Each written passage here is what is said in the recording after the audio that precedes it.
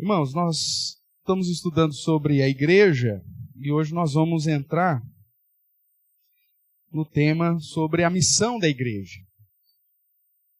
Semana passada falamos um pouquinho mais das questões históricas e administrativas da igreja, né, de como funciona a igreja propriamente. E hoje nós vamos entrar no tema que trata aí daquilo por que a igreja existe de uma maneira bem sintetizada. Para tanto, eu convido você a abrir a palavra do Senhor lá em Atos dos Apóstolos. Enquanto eu vou colocando aqui no slide específico, nós já tratamos aí das marcas da igreja, o que é igreja, quantas igrejas, o que significa cada uma dessas marcas, que é a pregação do evangelho, a administração correta dos sacramentos e a aplicação da disciplina.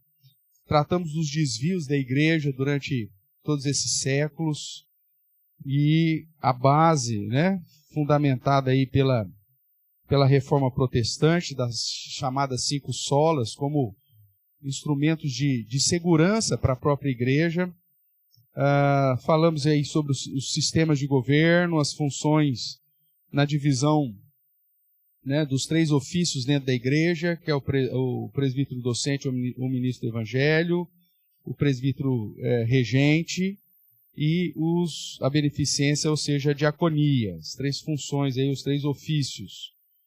E hoje, então, vamos trabalhar aí com a missão da igreja. Para tanto, então, Atos dos Apóstolos, capítulo de número 2, nós vamos ler o finalzinho aí e também o finalzinho do capítulo 4. Você que encontrou aí, vamos fazer uma oração para darmos início à nossa aula dessa manhã. Oremos. Ó Deus de amor, mais uma vez te damos graças por estarmos reunidos nesse momento para estudar um pouco da Tua Palavra, relembrar alguns princípios, aprender outros preceitos. E para tanto nós clamamos para que o Teu Santo Espírito nos ilumine e também nos dirija o entendimento para a nossa própria edificação. Fique conosco, nos abençoe, é o que nós clamamos em Cristo Jesus. Amém.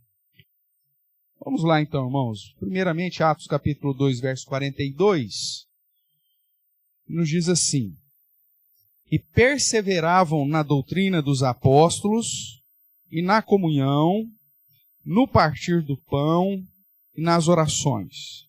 Em cada alma havia temor, muitos prodígios e sinais eram feitos por intermédio dos apóstolos. Todos creram, estavam juntos, tinham tudo em comum, vendiam suas propriedades e bens, distribuindo o produto a todos ou entre todos, à medida que alguém tinha necessidade. Diariamente perseveravam unânimes no templo, partiam pão de casa em casa, tomavam as suas refeições com alegria e singeleza de coração, louvando a Deus e contando com a simpatia de todo o povo. Enquanto isso, acrescentava-lhes o Senhor dia a dia os que iam sendo salvos. Agora, Atos 4, do verso 32 em diante. Atos 4, verso 32 nos diz: Da multidão dos que creram era o coração e a alma. Ninguém considerava exclusivamente sua nenhuma das coisas que possuía, tudo, porém, lhes era comum. Com grande poder, os apóstolos davam testemunho da ressurreição do Senhor Jesus, e em todos eles havia abundante graça. Pois nenhum necessitado havia entre eles, porquanto os que possuíam terra ou casas, vendendo-as, traziam os valores correspondentes e depositavam aos pés dos apóstolos. Então se distribuía a qualquer um à medida que alguém tinha necessidade. Até aqui. Irmãos, quando nós olhamos para o início da igreja, né, nós já começamos a ver a comunidade cristã se organizando. Nós começamos a observar aí, então, algumas das atividades, das funções e até mesmo da missão da igreja. Nós sabemos que foi dado aos apóstolos, de um modo especial, dentro do ofício apostólico, a ideia de pregar o evangelho, de anunciar o evangelho, de fazer discípulos de todas as nações, de batizar esses discípulos em nome do Pai, do Filho e do Espírito Santo. Essa é uma função que inicialmente, privativamente, foi aplicada aos discípulos, e é lógico que depois, num círculo, né, aí, virtuoso, vamos dizer assim, isso acaba recaindo sobre a igreja, e a igreja continua essa prática da evangelização e tudo mais. Porém, vimos que isso pesa sobre uma função da docência da igreja, e que a função de proclamar ou de evangelizar não está pautada em Mateus 28, né? O texto de Mateus 28, que fala da grande comissão, refere-se a um ofício específico. Aí você fala, pô, mas a vida inteira me falaram que aquilo lá era a base de eu ser missionário e de todo mundo falar de Jesus para todo mundo, de fazer discípulo e tudo mais. A base escriturística para isso não está em Mateus. A base escriturística para isso está lá em 1 de Pedro, capítulo 2, verso 9. Porque se a base escriturística para todos os crentes estivesse em Mateus 28, então você tinha que batizar, você tinha que ministrar sacramentos, você tinha que fazer tudo aquilo que é específico ou função privativa do ofício de docência. Já estudamos isso, acredito que aqui está tranquilo. Sim ou não? Sim. Porém, a igreja, então, fundamentada nisso, fica claro no registro de Lucas, que estava arraizada ou fundamentada na doutrina de quem? O que nós lemos aí? Eles perseveravam na doutrina de quem? Dos apóstolos. Por quê? Porque eram os tais responsáveis pela docência da igreja.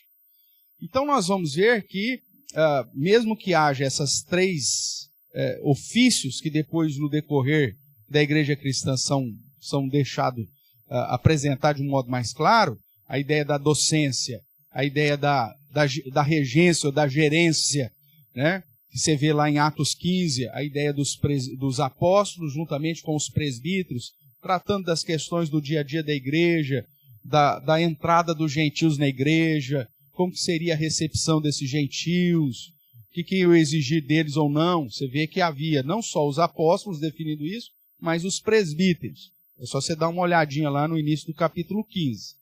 E aí depois nós vemos que nesse período, também registrado em Atos 6, por conta das necessidades do socorro, né, e da beneficência entre os cristãos, foi instituído aquilo que nós conhecemos hoje como os diáconos, que vem desse serviço ou dessa missão da igreja, que é a diaconia, que nada mais é do que serviço. Então nós já vimos a ideia de ofícios, dividido nessas três áreas, a docência, regência e beneficência, e vimos também que, baseado nesses ofícios, a igreja, de certa forma, fundamenta a sua missão, ok? Então vamos caminhar lá, tendo em mente aqui esses dois textos que lemos, Atos 2 e Atos 4. Então a igreja, além de possuir as marcas de uma verdadeira igreja cristã, ela também tem que estar ciente da sua missão. Então, dentro aqui de uma questão didática que nós fizemos a sequência, nós tratamos das marcas de uma verdadeira igreja, os ofícios de uma verdadeira igreja, e agora então vamos entrar na missão da verdadeira igreja. Essa missão, inclusive, indicando aí dentro dos ofícios e, obviamente, respeitando as marcas. Então, existem três palavras gregas que expressam ou sintetizam, vamos assim melhor dizer, a missão da igreja, e que estão aqui registradas tanto em Atos 2 e em Atos 4, na somatória deles. Quais são essas palavras? Então são elas. Primeira palavra, aí transliterada, né, que é o querigma, que significa mensagem, ou seja, a proclamação do evangelho a toda criatura. Olhando aqui para Atos ainda, você está aberto aí, Atos 2? Em Atos 2, verso 42, diz lá, e perseveravam na doutrina dos apóstolos na comunhão. Ou seja, o querigma, ele vai apresentar essa ideia, tanto do testemunho, do ensino, da pregação, da proclamação. Então, o perseverar na doutrina está dentro dessa palavra que chama a ideia de anunciar a mensagem, né? De proclamar o evangelho.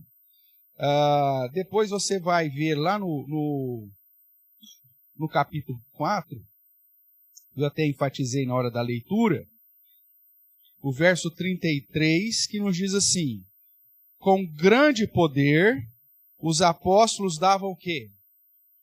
Testemunho da ressurreição do Senhor Jesus. Então, observando as marcas da igreja, os ofícios, obviamente, chegamos aí à missão.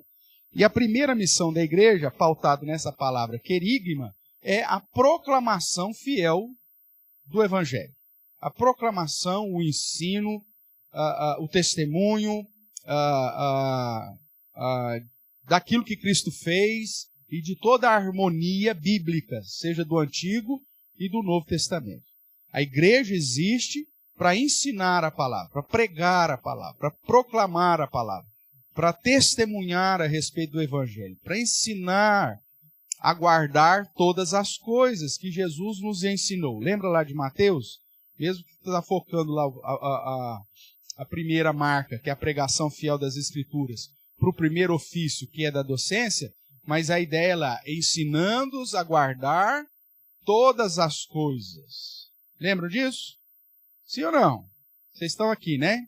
Então tá. Então, isso está dentro dessa missão que nós usamos aqui como a palavra querigma, que é a proclamação, é o testemunho, é o ensino, é a pregação da palavra. Olhando lá para Marcos 16, que é o texto paralelo aí de Mateus 28, você vai encontrar sintetizado essa ideia do querigma aqui no verso 15, quando é dito assim, e Jesus dizendo aos 11, né? E disse-lhes: ide por todo o mundo e pregai o evangelho a toda criatura. Então, pregar o evangelho é essa função que nós usamos aqui a nomenclatura aí de querigma, para justamente apontar para essa função da igreja, para essa missão da igreja, que é ensinar todas as coisas, através da pregação, do ensino, da proclamação, do estudo, do discipulado, do evangelismo. Tudo isso está embutido dentro da palavra querigma. Tudo bem até aqui? Então a igreja, ela funciona como uma instituição de ensino da palavra de Deus, ao mesmo tempo que ela é uma agente proclamadora desse evangelho, seja através dos trabalhos litúrgicos, dos cultos solenes, seja através de atividades paralelas, como é o caso da escola dominical, ou através de ações ou atitudes de proclamação, pregação, evangelismo e de anúncio do evangelho a toda criatura em todas as partes do mundo. Então, a missão da igreja, ela existe para pregar. Se você vai numa igreja onde não tem estudo da palavra, não existe pregação, a ênfase só está no testemunho pessoal. As escrituras é colocado como secundário. Além dela já perder a primeira marca da verdadeira igreja, além do ofício da docência ser um miserável, safado, né? Mercenário, porque ele não está fazendo a função para a qual Deus o chamou, você está quebrando a primeira missão da igreja, que é a ideia do ensino, da pregação, da proclamação, do anúncio do evangelho. Mesmo porque nós sabemos, pela palavra do Senhor, que o único meio para a salvação é o quê? A palavra, a pregação. Abra sua Bíblia lá em Romanos. Romanos, capítulo 10.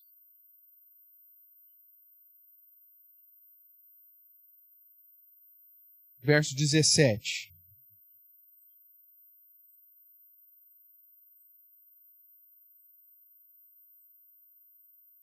Alguém leia para mim bem alto aí.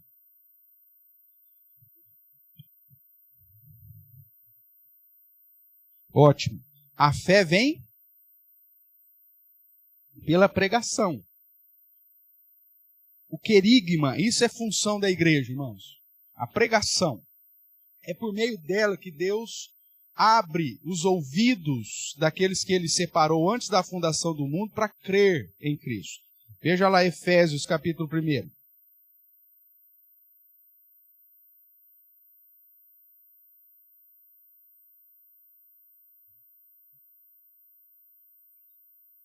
que um dos textos que nos fala sobre essa questão da eleição, né?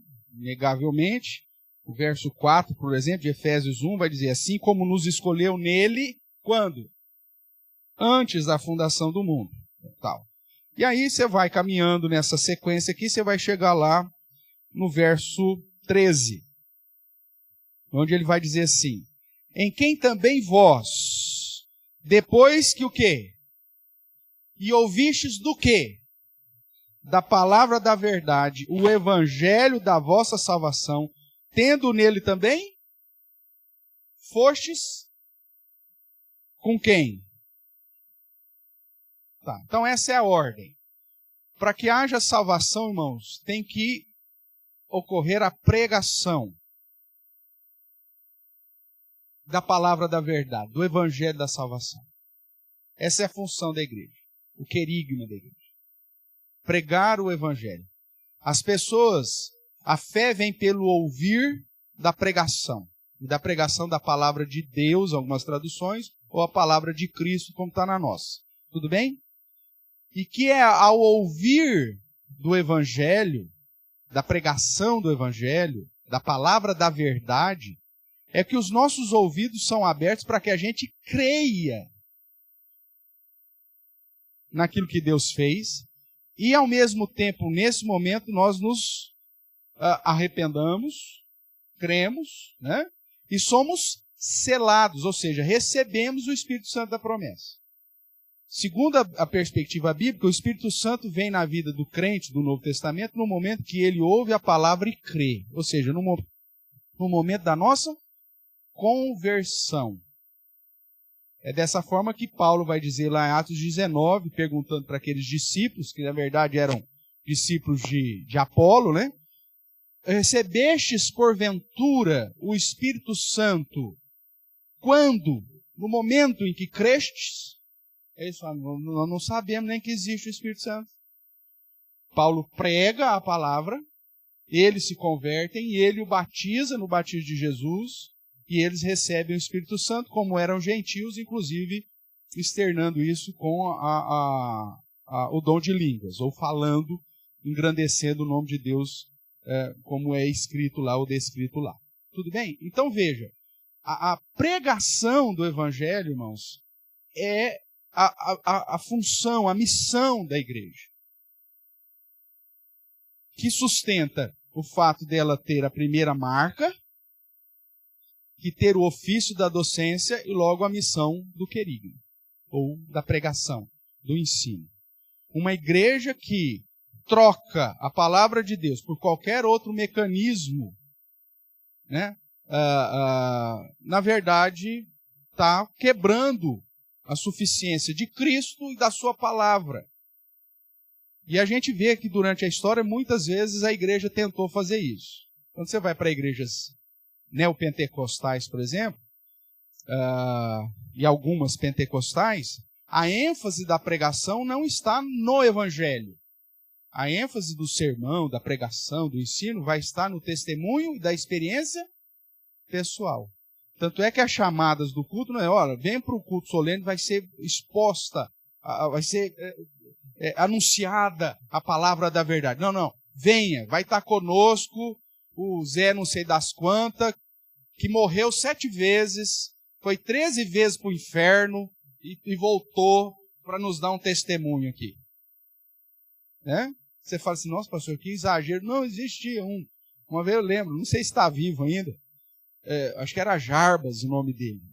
O cara era um pregador itinerário, que ele já tinha morrido não sei quantas vezes, já tinha ido não sei quantas vezes para o inferno, e já tinha ido até para o céu uma vez também, e aí ele saía pregando, isso na década de 90, passando aí pelas cidades, talvez tenha passado por Araraquara gostava desses negócios aí, né? Na época da terceira ou quarta onda pentecostal, né? Com Valnice Milhomes, Neuza Itioca,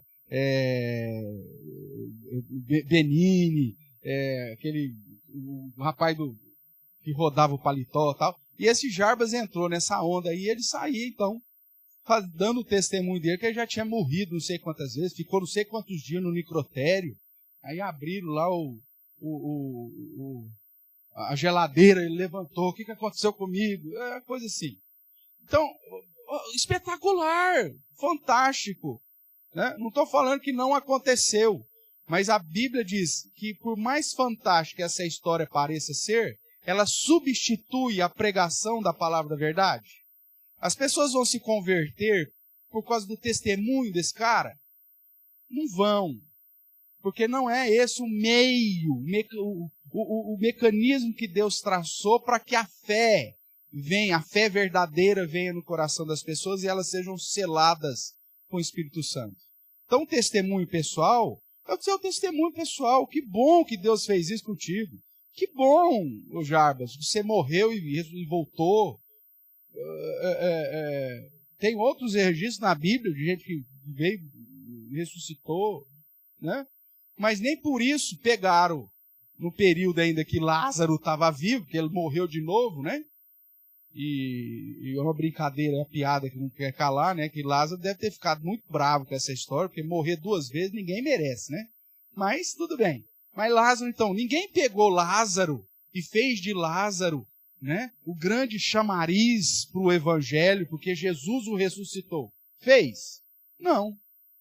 Você não tem quase nada escrito sobre Lázaro, senão a ressurreição dele, que depois ele continuou a vidinha dele lá e veio a morrer de novo. Pronto. Porque nada, absolutamente, por mais espetacular que seja a obra de Deus na sua vida, e todos nós éramos pecadores e Deus nos perdoou, só isso já é o grande milagre da nossa existência, mas por mais impactante que pareça ser a sua pregação, o seu testemunho, não substitui a palavra da verdade, porque a fé vem pelo ouvir da palavra de Cristo e não do seu testemunho. Também não é pelas músicas, irmão. Tem muita gente que fala, eu me converti na música. Não, você pode ter até um entendimento daquela música, mas que te apontou para um conhecimento que você tinha da palavra. Não são as músicas que convertem ninguém, muito pelo contrário, a conversão pautada em elementos musicais, ela é frágil, porque ela conduz as pessoas ao emocionalismo. Agora, existe que, não, eu ouvi uma música e me converti. Tá, essa música muito provavelmente apontava para um texto sagrado ou para uma verdade bíblica que você já conhecia. E foi essa palavra da verdade que te conduziu. Talvez o start foi aquilo, mas em nenhum lugar da Bíblia diz, ide e cantai e fazei discípulos. Tem algum lugar que existe um negócio desse? Então, é lógico que às vezes nós usamos isso como atrativos, né? Mas se não tiver a pregação da palavra, não vale nada, meu amigo. Para a salvação, não é. A função ou a missão da igreja não é essa. A função da igreja, segundo a palavra que é pregação. Como primeira marca e como característica do ofício de docência. Então, essa é a primeira coisa que nós precisamos relembrar aqui. A segunda palavra, voltando lá para Atos 2.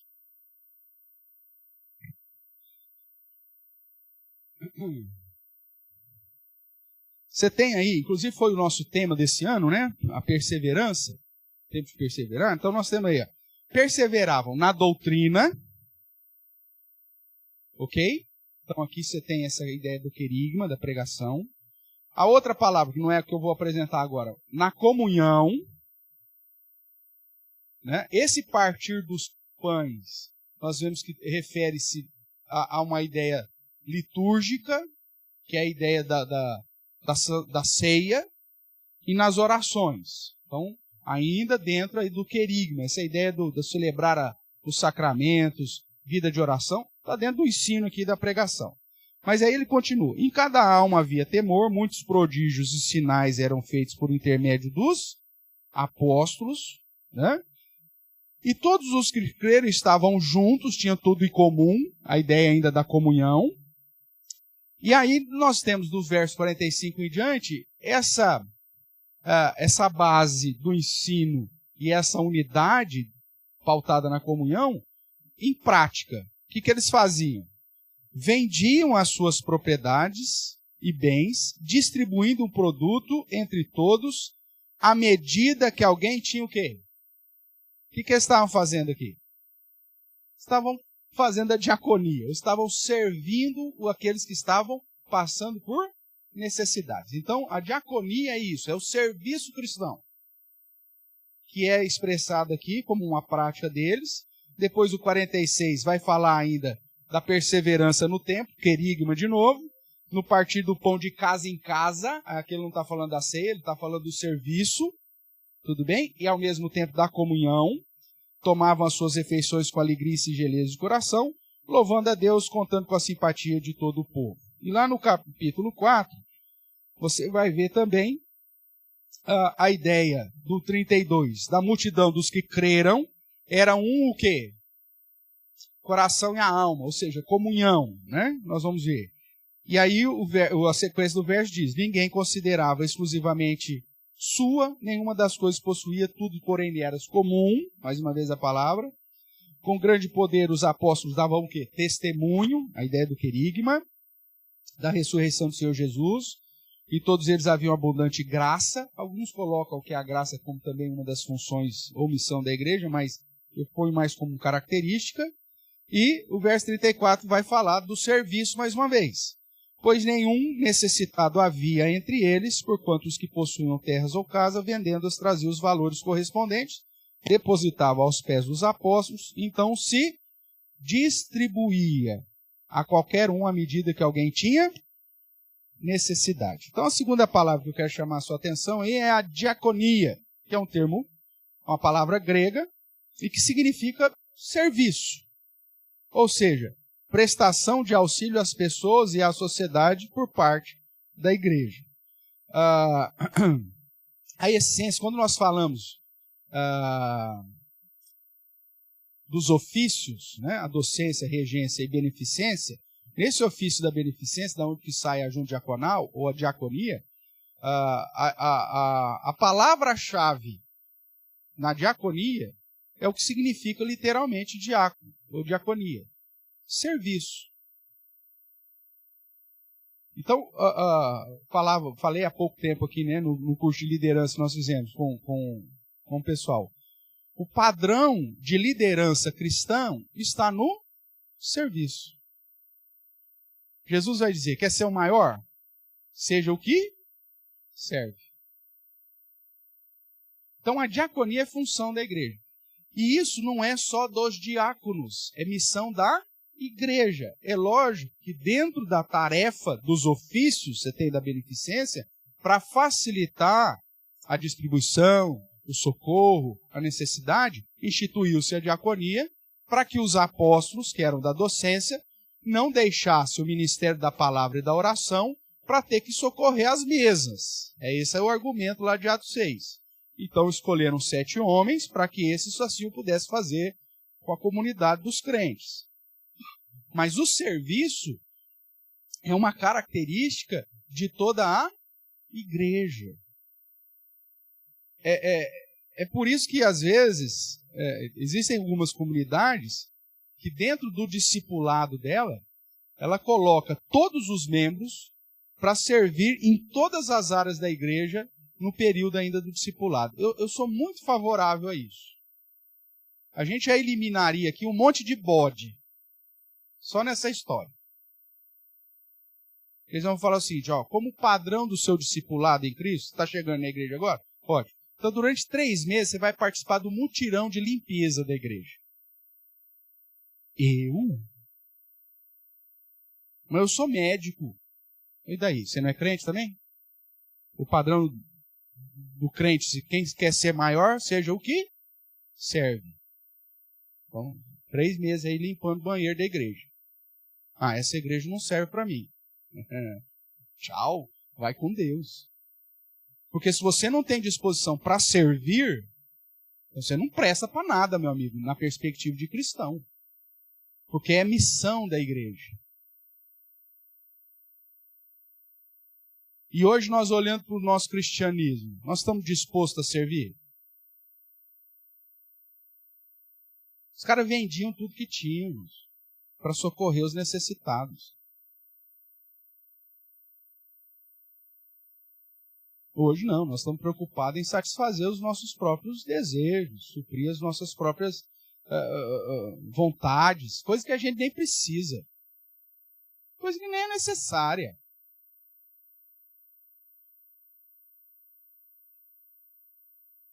Se há uma necessidade real, se a gente precisar de socorrer, a gente fala, não tem jeito, pastor, não tem como. Eu tô aqui, tô com 3 carnês das Casas Bahia, 2 carnês da CVC, não dá. Porque é o padrão. Só que o padrão da igreja, e isso inclui cada membro individualmente, é o serviço. Não é só a proclamação das virtudes, né? Mas é o serviço, é a diaconia. Abra sua Bíblia lá em Efésios.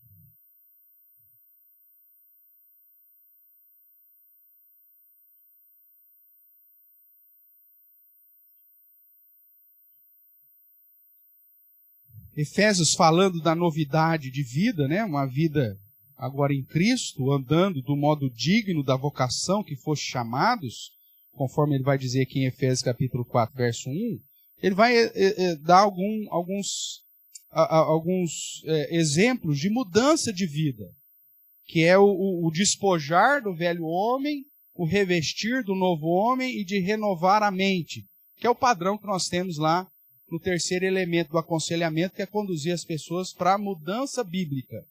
O que a mudança bíblica exige? Despojar do que não presta, revestir do que presta e mudar a mente. Né? Mudar a mente. Que alguns chamam de metanoia, tal, que na verdade, é arrependimento. Mudar a mente é você arrepender. Então ele diz isso aqui nos versos 21, 22, 23, 24. E aí, como característica dessa mudança, ele vai dar um exemplo aqui no verso 28. Veja aí o verso 28 comigo. Aquele que furtava, o que faz? Não furte mais. Tem gente que pula aqui o não. Aquele que furtava, furte mais. Não, tem um não aí. Uma partícula negativa. Tudo bem? É para não fazer. Então, aquele que furtava, não furte mais. Antes, faça o quê? Trabalhe para você cuidar daquilo que você mais gosta, de suprir todas as suas carências, os seus desejos e usar tudo isso ao seu bel prazer. É isso que está escrito aí?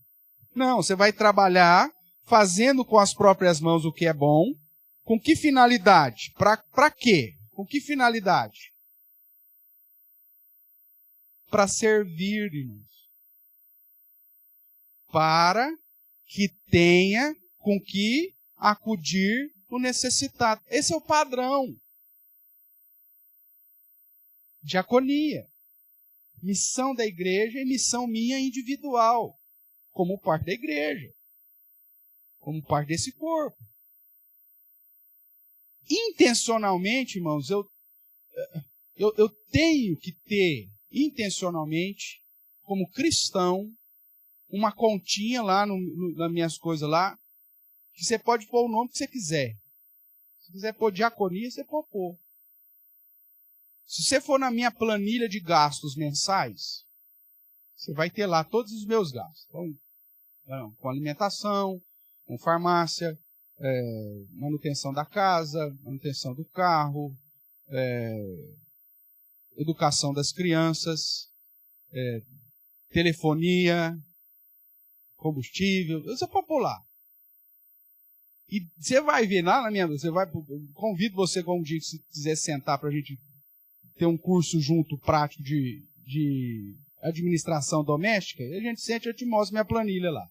Aí você vai ver que lá na minha planilha tem uma continha que eu chamo de ação social. Mas você poderia pôr lá, diaconia. Não tem problema nenhum. Intencionalmente. Pastor, aqui entra dízimo, oferta. Não. Você vai ver que vai ter um outro campo lá. Dízimo e outro campo lá, oferta. Aí tem ação social. O que é ação social? é aquilo que intencionalmente eu e minha família nós separamos para investir no socorro do necessitado.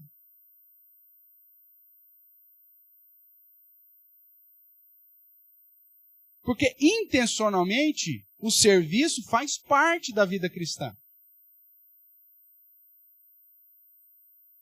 Do socorrer, de acudir o necessitado. Quer ver um exemplo? Eu já falei isso aqui algumas vezes. Esse exemplo para mim um dos momentos mais difíceis para uma família é quando perde algum ente querido. Não sei se você já passou por isso, mas geralmente é. Mesmo porque até morrer, até vir aposentadoria, até regularizar a situação de pensão, seja lá o que for, é sempre um período de dificuldade. Eu vivi isso na família, quando meu avô morreu. Minha avó era do lar, não tinha aposentadoria nenhuma, a aposentadoria era só do meu avô. Meu avô morreu, e aí? Não tinha dinheiro nem para as questões funerárias.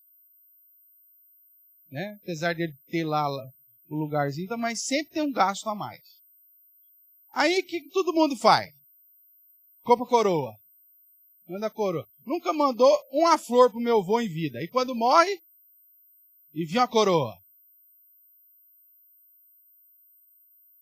Isso é uma cultura de ostentação na morte. O que o defunto vai fazer com a coroa que você mandou para ele?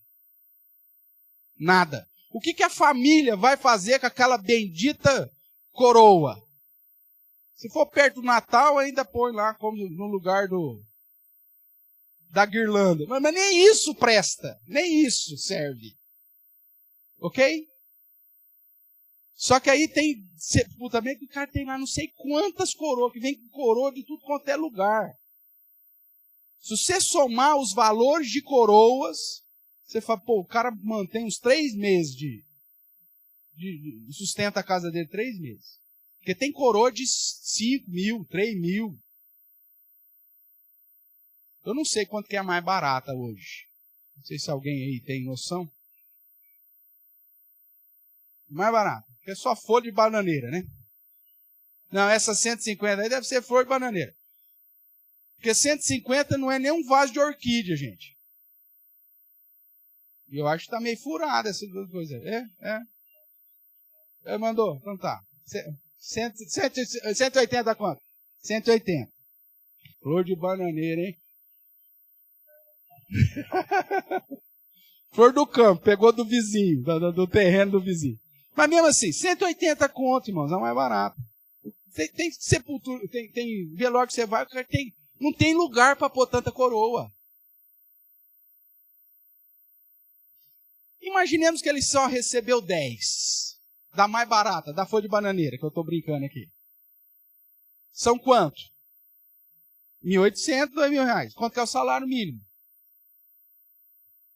Está entendendo o que eu estou te falando? Eu já brinquei aqui. Quando eu morrer, vocês não gastem dinheiro com coroa. Mas dá para minha coroa. A que vai ficar. Clarissa vai agradecer. Então veja. A gente gasta dinheiro naquilo que não precisa, irmãos.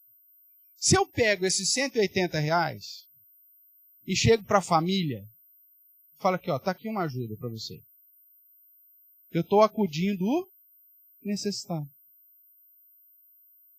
Eu lembro que, na ocasião do meu avô, eu e a Clarice, nós resolvemos que aí era só eu e a Clarice, nós resolvemos que nós íamos ajudar. Até hoje, meu avô já morreu, sei lá eu quantos anos. A Duda vai fazer, sei lá eu, né? Até hoje, a minha tia, que é quem estava administrando a situação, sempre, ela lembra, vocês foram os únicos que nos acudiram.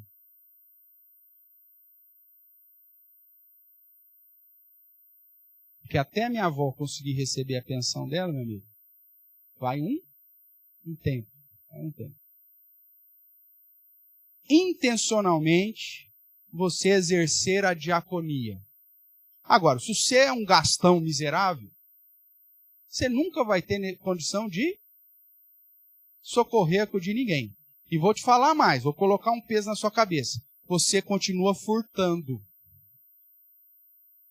Aquele que furtava, não furte mais. Se eu gasto meu dinheiro de um modo não organizado, ao ponto de eu ter uma reserva para me acudir ou acudir o necessitado, você é um ladrão de si mesmo. Você pode não concordar comigo, mas pensa um pouquinho, reflete nesse negócio, que você vai chegar no mesmo ponto aqui.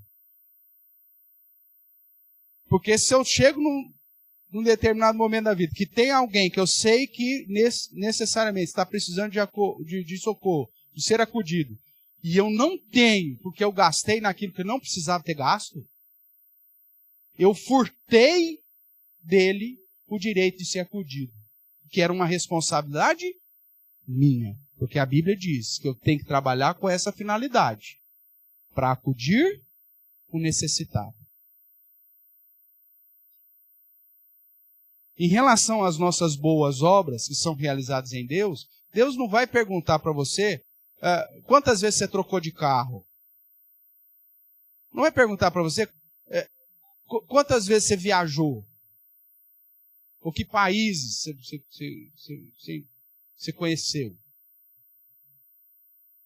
Mas certamente a diaconia vai estar nesse pacote lá. Você acudiu seu irmão? Mesmo porque Cristo vai dizer isso no Evangelho, se você der um copo do quê? Um copo de água para um dos seus pequeninos, você está fazendo a ele. E ele vai dizer justamente isso. O padrão é obras de socorro, irmãos. Não que as obras de socorro são meritórias para a salvação, mas o padrão dos salvos são obras de socorro. Você me vestiu quando estava nu. Você me deu água quando eu tinha sede. Você me visitou quando eu estava doente ou preso. E aqui, obviamente, a prisão dentro do contexto da perseguição cristã. Você, que mais que fez lá? Aqueceu. Ou seja, são obras de socorro. E ele diz, pode vir. Porque quando eu tive fome, me deste comer. Quando eu tive sede, me deste de beber. Quando eu estive nu, você me vestiu. Quando eu estive preso, você me visitou. E aí as pessoas vão perguntar para Cristo, mas Senhor, quando lhe fizemos isso? E ele vai dizer, quando vocês fizeram a qualquer um dos meus pequeninos. Diaconia, irmãos. Isso é função da igreja. Socorrer, acudir. Agora, existe um padrão. Paulo vai dizer que a gente tem que socorrer toda e qualquer viúva? Não. Socorre a verdadeira viúva. Porque a igreja, ela tem a função da diaconia, mas não é para dar dinheiro para malandro. Não é socorrer tranqueira. A diaconia, faça o bem sem olhar para quem? Isso é kardecismo, isso é espiritismo, que coloca nas boas obras o padrão meritório para evolução. O padrão cristão é fazer o bem, acudir, mas aquele que é verdadeiramente necessitado. Porque se você continuar dando dinheiro para malandro, você não está resolvendo o problema dele. Muito pelo contrário, você está mantendo ele escravo daquele pecado. O presbítero Márcio, inclusive, fez um curso recentemente, né, sobre capelania, e um dos padrões de socorro da capelania é justamente esse. Não incentivar o pecado. É isso aí. Quando você ajuda o malandro, você está incentivando ele a continuar sendo vagabundo. E você está incentivando o pecado da ociosidade. Então falar não para esse cara é mais prova de amor do que socorrê-lo. Então você tem um padrão, você tem um equilíbrio aqui. Então o pastor falou, diaconia tem que ajudar todo mundo. Calma aí. Existe esse padrão, diaconia. Mas existe uns subtópicos explicando como que é essa diaconia. Tudo bem até aqui?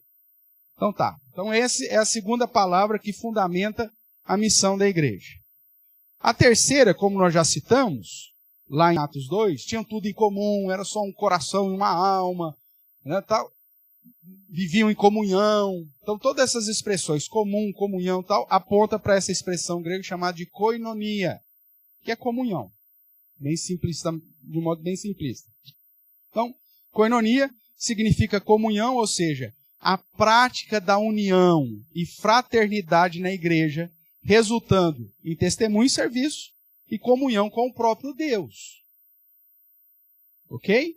Então, dentro da missão da igreja, estabelecer meios para que haja uma fraternidade é minha obrigação, como parte da igreja. E aqui me conduz a algumas questões. Essa ideia agora do desigrejado. Eu não preciso da igreja, porque eu consigo proclamar o evangelho sem a igreja. O querigma. Eu consigo servir o necessitado sem a igreja. Tá, apesar que você vai estar servindo sem o padrão bíblico, né? E a Bíblia diz que, em especial, os da família da fé. Mas não tem como você cumprir com o terceiro ponto aqui da missão da igreja, se você é um desigrejado. Você tem comunhão com quem? Você é influência positiva na vida de quem? Você está sendo trabalhado em relação a perdão, a suportar uns aos outros, tal? Como? Se você vive sozinho. Se você não faz parte de uma comunidade. Da comunidade dos santos. Então, não tem jeito. Então, o desigrejado, ele está quebrando uma das funções ou missão da igreja. Então, fazer parte de uma comunidade, irmãos, além de estar dentro daquele padrão da analogia bíblica de que a igreja é o corpo de Cristo e que somos muitos membros, mas juntos somos um só corpo, então não tem como você ficar... Você deixou seu pé lá em casa hoje? Não sei aqueles que têm prótese, né? Pode ser que tenha deixado. Mas fora isso, se não é... Se faz parte do seu corpo, tem como você deixar... hoje eu estou com uma dorzinha na mão esquerda, eu vou deixar ela em casa hoje. Tem como você fazer um negócio desse? Não tem. É o corpo, a ideia é isso. Então fazer parte de uma comunidade é o cumprimento da terceira missão da igreja, que é ter um coração, uma só alma, fundamentada nas doutrinas, fundamentada no serviço, mas gerando comunhão. Por isso, que aquilo que quando nós traçamos como eventos da comunidade, além de ser um dever seu como membro, é um privilégio, irmãos, para o cumprimento da missão da koinonia. Quando você não vem nos trabalhos oficiais da igreja, aqueles que já são estabelecidos, e que você assumiu a responsabilidade de, como membro dessa igreja, de cumprir, de estar aqui, né? De apoiar os trabalhos da igreja, não só financeiramente, mas com a sua presença, você está quebrando a missão da koinonia. Aí você fala, mas se eu faltar não tem problema. Claro que tem. Tem como eu deixar o meu pé lá em casa e vir andando perfeitamente para a igreja? Tem como eu deixar minha mão em casa e fazer determinada atividade com perfeição? Não tem. A analogia bíblica é essa. Então, trabalhar com a ideia de que eu, como parte da igreja, preciso cumprir com a missão de koinonia, como dizem os mais antigos, você tem que ser rato de igreja. Sabe o que significa ser rato de igreja? Tem reunião de oração? Tô. Vai ter chá de bebê, não sei daqui. O seu Ziel é um exemplo de rato de igreja. Né? Hoje ele não está aqui por causa dos problemas familiares. Mas veja só. Chá de bebê, não sei de quem. Quem que estava aí? Seu Ziel estava aí. Aí você fala assim, não precisa. Na ideia de koinonia, precisa. É até engraçado você ver a retrospectiva, né, que a Letícia fez, com algumas fotos. Você tem lá justamente o chá de bebê, e aí depois você tem a comemoração de 91 anos, ele com o mesmo fundo lá, que era do chá de bebê. E ele todo felizão. Koinonia, isso é koinonia. Se eu falto, eu estou quebrando essa minha missão. Se eu não agrego, fazer parte desse corpo, ai pastor, mas olha, é difícil, as pessoas são difíceis. Bem-vindo. Porque você também é. Como eu sou. Mas apesar de todas as nossas falhas e dificuldades, é justamente nessa interação que Deus vai tratar comigo através da sua vida e Deus vai tratar contigo através também da minha vida. É no lidar das dificuldades, do perdoar, do suportar, que nós vamos crescer. Então, dentro da missão da igreja, não adianta eu só conhecer doutrina.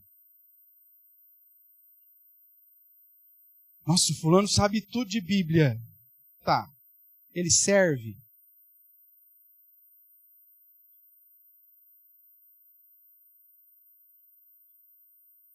Ele vem ajudar, põe a mão na massa?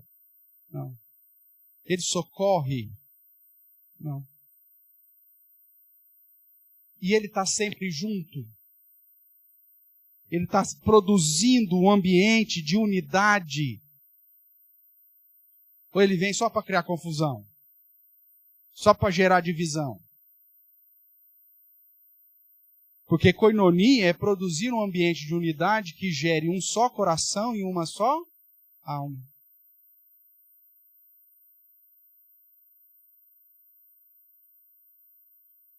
É repartir com alegria e singeleza de coração as refeições. Irmãos. Tem gente que fala assim, nossa, a igreja presbiteriana da Aliança faz tanta festa, tudo tem confraternização. O que é isso? Missão da igreja. Quando eu peço para você ficar um pouquinho depois do culto, para bater papo com alguém que você não conhece, para tomar um cafezinho ali e comer uma bolacha da UPH que ainda está quase, mas tem ainda aí, né? Por que nós estamos fazendo isso? Por que nós estamos fazendo isso? Porque eu não gosto da minha casa, eu não quero ficar lá com os meus filhos? Não, eu amo a minha casa, irmãos. Amo estar com os meus filhos. Sair daqui e ir lá, fazer qualquer coisa para a gente comer junto. Mas intencionalmente, eu sei que pesa sobre mim, na missão, como parte da igreja, de promover a koinonia.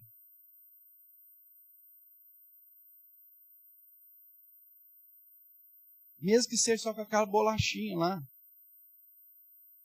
Não importa. Falar nisso, ó, essa semana, hoje à noite, vai estar chique aí, né? Porque tem panetone doidado, né? Então aproveita. Mas veja, por que se faz isso? Por que se marca confraternizações? Por que tal? Porque intencionalmente deseja-se promover a koinonia, a comunhão. De estar junto. Por que existem as sociedades internas dentro da Igreja Presbiteriana do Brasil? Que as pessoas estão querendo matar. Ela existe com o objetivo de gerar comunhão. Em grupos de interesse.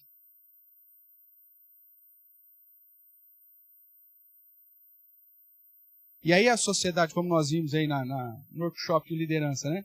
A sociedade é independente da igreja? Não. Ela é uma força, vamos ver se vocês fizeram a lição de casa aí, os presidentes aí. Ela é uma força de integração. Para integrar. Para juntar. Mesmo que ela atue com grupos de interesse, jovens com jovens, adolescentes, homens com homens, mulheres, crianças com crianças, elas fazem isso para gerar comunhão entre as faixas etárias ou grupos de interesses, mas para agregar no todo. Ela não é uma igreja independente, separada da sociedade. Ela faz parte de um corpo, de um todo. E trabalha intencionalmente para isso, para gerar integração. Koinonia, em última análise. Então, como nós vimos, Atos 2, 42 vai reforçar isso, né? A ideia de um só coração. Presta atenção aqui de novo, volta lá. Atos 2. Quantas vezes, né? Em Atos 2 e Atos 4 é falado disso. Então, verso 42. Perseveravam na doutrina dos apóstolos e na koinonia. A partir dos cada alma havia temor, muitos prodígios, verso 44, todos os que creram estavam, o quê? Juntos, koinonia, e tinham tudo em comum, comunhão, koinonia.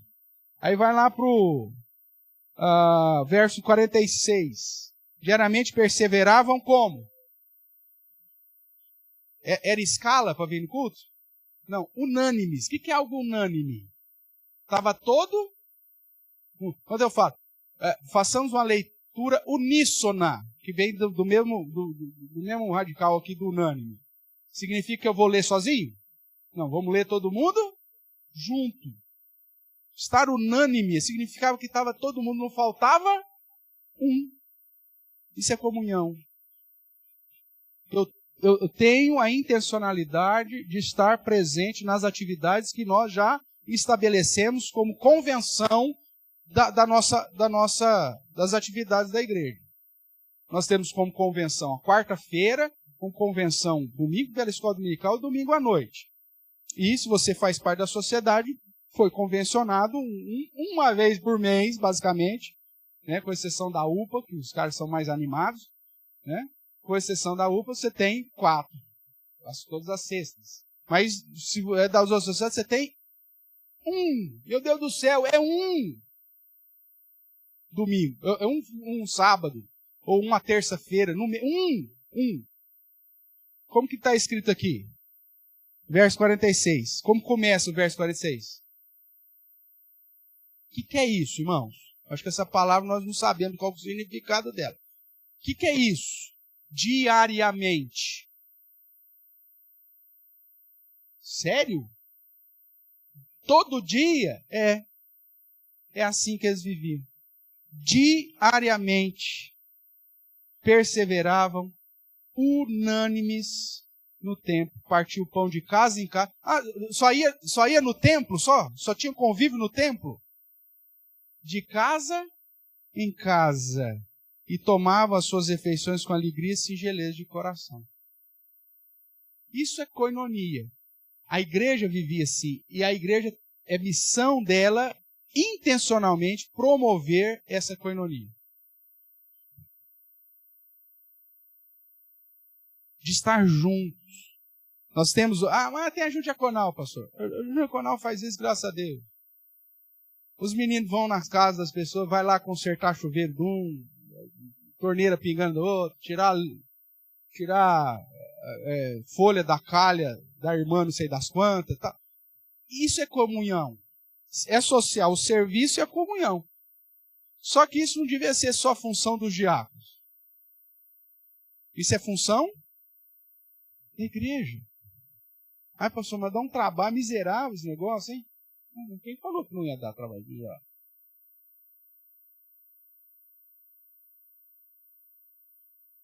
Eu precisei disso já na minha vida. O pastor, como você sabe, geralmente não tem família na cidade, a família dele é a igreja. Teve uma situação, as crianças todas pequenas, a Clarissa grávida do Samuel, A Duda pequenininha, a Lolô mais ainda. E a Lolô me caiu à noite da cama lá e me cortou a nuca na quina de uma estante que tinha lá, do guarda-roupa. Eram umas 2 da manhã, nós só escutamos o tum e o ai. Que a Lolô nunca chorou. Se fosse a Duda, bombeiro, ambulância, estava tudo lá em casa. Né? Porque os vizinhos achavam que estava matando, acabando com o mundo. Mas a Lolô nunca chorou. Aí escutamos aquilo, levantei, eu cheguei lá, estava no chão, peguei ela pequenininha, pus assim no peito, pus ela na cama, só que na hora que, tudo escuro ainda do quarto, só com aquela luzinha do abajur, eu senti que a minha mão melou, e meu peito melou. Aí a Clarice, acende a luz. Aí acendeu, estava ensanguentada, a Lolô ensanguentada. Falei, caramba, como que eu faço agora? Clarissa grávida, Duda dormindo. Como que eu levo essa menina para o hospital? Coinonia e diaconia. Plano de chamada. Aí você liga para o vice-presidente do conselho. Primeiro que você chama. Aí ele atendeu. Presbítero Carlos Alberto. Carlão, precisando assim, assim, assim. O que é isso, pastor? Ele pegou, a esposa tinha que ficar com os filhos. Ele saiu, veio ela e ele e a esposa, Sérgio, passaram na casa ainda da Ariane, que é a mesma Ariane que é casada ali com o reverendo William, que era a nossa funcionária na época. Ligou para ela, passou nela, para ela ficar junto com a Clarissa e a Duda, que era pequenininho, e aí ele me levou até o hospital. A Heloísa foi, tal, deu os pontos, aquela coisa toda. O que é isso? Diaconia, coinonia. Outro exemplo, agora, a Nani está com a Esther lá. A Nani está com a Esther lá. Então, fez 30 e poucos dias já. Fez aniversário. Fizeram como que chama? Mêsversário da Esther, fizeram lá na UTI. Depois eu mando as fotos para você, ficou bonitinho. O Benjamin foi uma festa. Aí tudo bem. Precisa de um apoio, de assistência. Onde vai tomar banho, onde vai dar banho no Benjamin, onde vai almoçar, onde vai tomar café, lá. O que é isso? Diaconia, coinonia. Como, às vezes, irmãos estão com um filho pequeno, tem alguma situação. Pastor, tem como ficar com o Tito? Claro. Você se organiza e tal. Ou eu tenho como. Duda, fica com o Tito você. E a Duda curte, hein? Pronto. O que é isso? Diaconia, coinonia. E querigma também. Porque as pessoas vão olhar assim, viu, mas teve aquele problema, quem te socorreu? A igreja, o irmão da igreja. Isso é forma de evangelizar também, irmão. Você está pregando com a sua diaconia, com a sua coinonia. E isso não é função da igreja como instituição, é função sua. Fala assim, é minha função. Pode falar, isso é libertador. É minha função. É minha função proclamar. É minha função servir. E é minha função promover unidade. Querigma, diaconia e coinonia. Tudo bem? Hoje a gente termina aqui, tratando dessas 3 palavras. Incentivo você a pesquisar. Como eu disse, alguns vão colocar que a graça, né, como missão, mas eu particularmente coloco a graça como sendo o combustível, né, tanto para o querigma, para a diaconia, como para a coinonia. O que eu quero que você coloque em prática disso? Que intencionalmente, irmãos, você como parte do corpo de Cristo, você proclame as virtudes de Deus. Que você sirva. Você está aqui para servir. E que você promova a unidade. Ou seja, gere coinonia. faça questão de estar com os da família da fé e de viver o dia a dia com os da família da fé. Alguma pergunta? Ou alguma contribuição? Pois não, Diácono Adilson.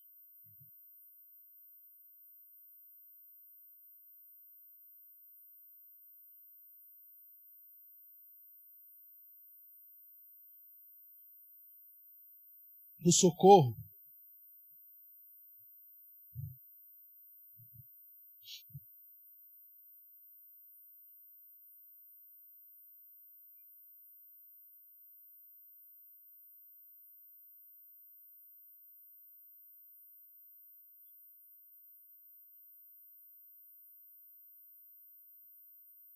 Verdade. Não é só questão financeira, às vezes é uma informação, né? Uma informação, às vezes, jurídica sobre o assunto, você resolve. Sim. Sim. Criar uma rede de apoio, irmãos. Criar uma rede de apoio. Isso faz parte da missão da igreja. Lembra que durante a pandemia, a gente colocava no grupo do WhatsApp da igreja o que cada irmão fazia, aqueles que prestavam serviço ou tinham algum tipo de comércio?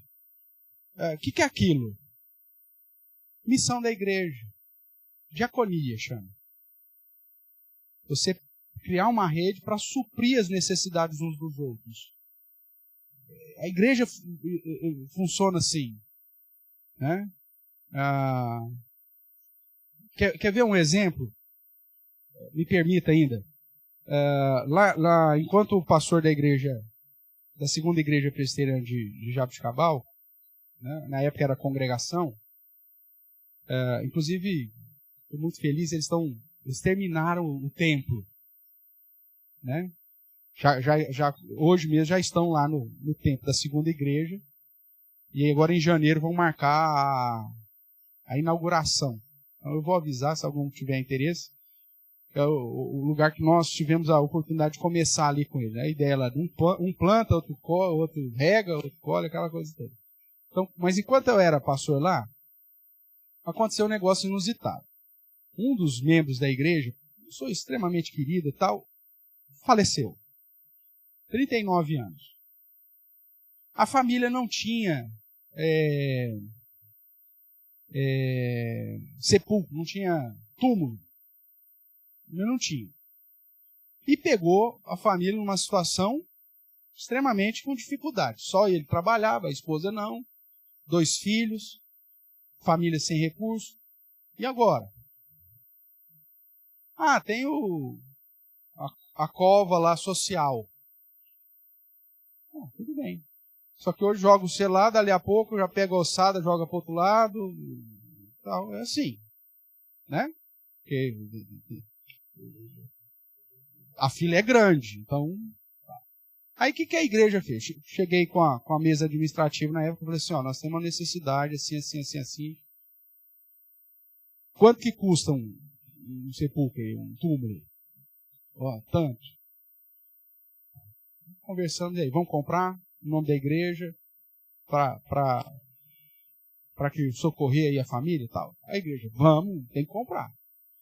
Vamos comprar como que chama o gaveta? Vamos comprar com uma gaveta ou 2 gavetas? Aí um dos irmãos falou, não. Pastor, quantos anos o senhor está aqui? Quantas pessoas morreu? O primeiro. Então, uma gaveta. Aí eu falei, cara, mas a diferença é tão pouca, cara. Vamos comprar 2 gavetas. Por caso, a gente levanta uma oferta específica aí para diferenciar essa outra gaveta aí. Vamos comprar 2 gavetas. Mas, não é preciso. Mas tá bom. Compramos.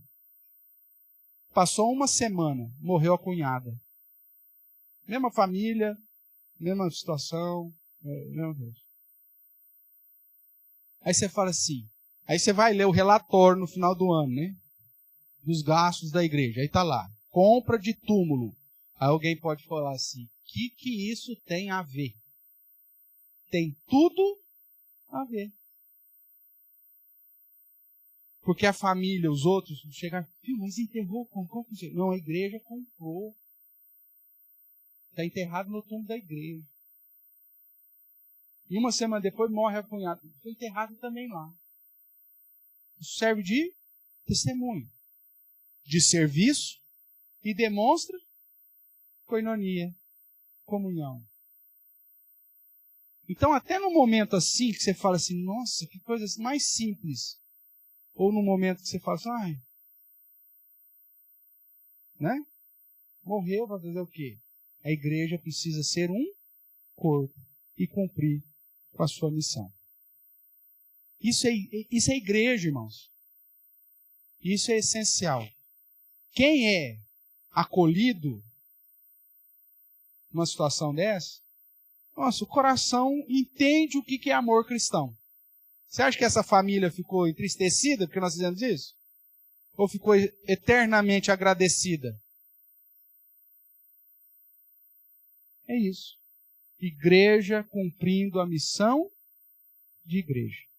Que Deus possa nos auxiliar para que sejamos uma igreja que mantenha as marcas da verdadeira igreja, preserve os ofícios corretamente e cumpra fielmente a missão. Amém?